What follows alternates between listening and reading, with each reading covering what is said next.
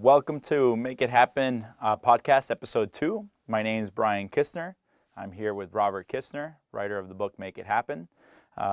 Today we're going to be having a little interview speaking about the book specifically, things that led you to want to write the book, inspirational stories, things like that. We're also going to be setting up for future episodes where we'll talk about leadership in general from different perspectives. Obviously, me starting in my career as your son, the leadership you've given me as a personal growing up as a kid, and then obviously you who've lived it all, done it all, and your leadership being at the top, right? So we'll dive right into it with the first question. The first question is, what inspired you to write the book? Obviously, you're in the business itself, but what was the inspiration where you say, you know what, I have to put it into writing? First off, Brian, thank you for having me here. I'm excited to be here and do this with you. So the inspiration really came from the day-to-day interactions with people I worked with and things that I saw and wanted to transmit to them, books I'd read, obviously the books that I read. And I looked at that and I said, I'm going to start writing a newsletter. I wanted to give them something monthly that I could send out to them that could be something they could apply right that moment in their daily activity and see a result with. So it started as newsletters, and we got further along. We did those newsletters for about 4.5 years, had about 50 of them collected. And we looked at that piece of work, and my researcher editor said to me, well, we should do a book. And I said, that's too much work. I don't have time for that. I've got a day job. And we discussed it a little bit, and I started out saying, okay, well, maybe what I should do is put a manual together, putting these newsletters into a contents of related issues so that people have something to go to when they have a question about something. They can go and look at it right in that moment and apply it. And slowly but surely it turned into a book, and it's been a wonderful experience. It's been a fun experience, a learning experience, and exciting, but that's how it started. Awesome. Yeah, I remember those newsletters coming out.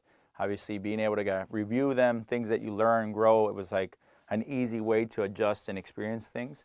Obviously, later on, you realize trying to go back was a little bit more difficult versus all being contained in one book. So that was pretty awesome.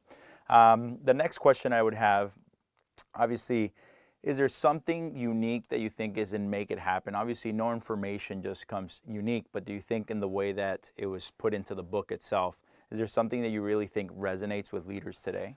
So I would say the main difference in my book is I've tried to put in different themes, what they are, why they are, and how to do it, and actually give people an opportunity to go take something right now, go out and start using it. Because without a doubt, if they start using it, they'll get a result. So if we can do that, if we can get people to give them some things that they're having specific challenges at work and they want to do something about that, they can look at the book, they can read it, they can go do something right now, take something from that book and go apply it. I think that's the uniqueness of the book. Yeah, I love that you put it that way because obviously something that's always ring with me is you used to tell me, people that come out of college, come in and try to tell you how to do things, but they've never actually lived it, and sometimes theory doesn't actually work with the actual real world and things working, right? So I think that resonates a lot with me because it's something I made sure to pay attention in my own career, which is make sure that you do it because that way when you come to somebody, you can say, hey, I've done it. I understand where you're at, and give them real feedback that's really going to make an impact. So, well, not only that, in the book, there's a part in the book that actually gives you an example. It talks about that, as you can say something till you're blue in the face, but when you go do it in front of somebody, that's a powerful message. Obviously, the book hasn't been out for very long, but is there any scenarios where maybe the newsletters that you saw direct impact to one of your leaders or to someone close by? Because leadership isn't always about, results as far as in work, but sometimes leadership is how somebody can transform their life based on it. Well, what we try to do is give people some tools that could make their life better and get them better results. Without a doubt, there's examples. We have some people working for us now that came out of college and started in very interesting entry-level jobs that are now in the director level for us, which, as you well know, the director level for us takes a few years to get to.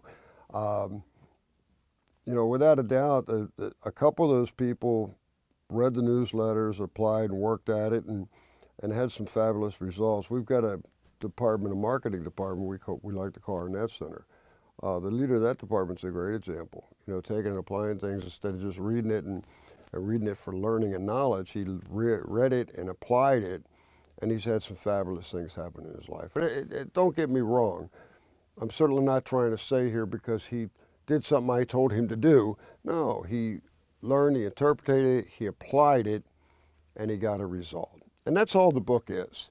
It's experiences that I've had over the last 40 years of being responsible for a large corporation. Here's the deal. I know I can't do it all. I depend on people.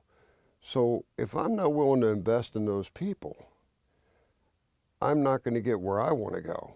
You know, I think it all goes back to that. Understanding the concept, you invest in people, it costs you nothing to invest time and energy with people.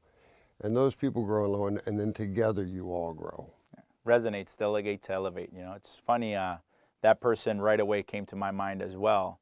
So it's just funny to see you immediately have conversations about him, because it's true, you know, it's just that responsibility of taking the information. Dude, I could use you as an example. I could use your brother Bobby as an example. I mean, you know, it's, once again, sharing information with people. People will take that information, they'll internalize it, they'll put their way to do it, right? But the key elements of it, measurements, being responsible, I am responsible. Those things, they create values and ways that you live. Yeah, the foundation, right? The foundation, then you build whatever you want on top of it. You know, you make it your own, but you got to start with that foundation. How do you believe you see the book inspiring other leaders? You know, obviously you've seen it, we were just discussing it, the transformative power within the organization of some of these people starting from the entry levels and growing. How do you see that impact happening maybe outside of the organization? Because it seems like this podcast is that idea, is trying to get this information out there to help others. What do you see that happening, or what's your goal there? I've never been foolish enough to think that everybody that comes to work with us is going to stay with us. So again, you know, give it away, help people grow and learn. And, you know, even in the book it talks about it, you got to play it forward. Hopefully those people are going out and using those same things, and they're setting an example for people that they're working with. And that creates a pyramid of growth, you know, and I think the book will the more people that read the book, the more people that may apply some of the principles and go out and try some of the things, and you know, you get that aha moment, oh wow, look at what happened. Those are moments that cemented in your mind, this is something that's working, you want to share that with others. Absolutely. You know, obviously this was something I want to talk about in the future with you, but it reminded me of that Richard Branson thought. You know, it's like, what happens if you invest all this time in people and then they leave? And his answer is, what happens if you don't and they stay, right? Absolutely. Absolutely. There's no better investment than your time and energy in the people you work with. Yeah, it sort of always pays back in some way or some form, right?